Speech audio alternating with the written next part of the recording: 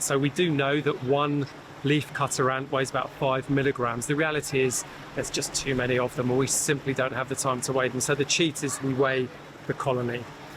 But indeed, larger groups like the penguins, like the squirrel monkeys, where there are larger groups, we will spend the time and we will weigh every single animal individually, all the way up to the big hitters like the camels that I'm expecting today to be weighing around the 650 kilo mark. Probably the record, as always, will go to Molly, our giraffe, at about 700 kilos. And then lower down the scales, the silverback gorilla, Kaburi, no doubt will be coming in at about 190 kilos. So some really big animals, and all the way down to the little ants.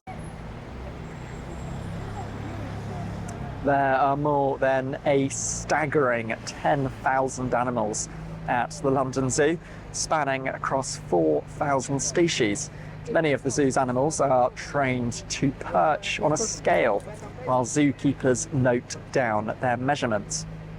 While for some, scales may be placed in doorways or disguised in their habitats, meaning the animal can be weighed without realising. Each measurement taken is added to the Zoological Information Management System, a database shared with animal carers and conservationists all over the world that helps to compare important information on thousands of endangered species. The zoo cares for a range of species, from towering giraffes to tiny Darwin's frogs, which are one of the zoo's smallest creatures, measuring 2 centimetres in length and under 2 grams in weight. Tortoises can be tricky simply because they're so big, but they go amazing work by the keepers, so much training, so much time goes into that, but they do go onto their giant specially made weigh boards. Probably the squirrel monkeys rank up there as the hardest. As you can imagine, quite cheeky.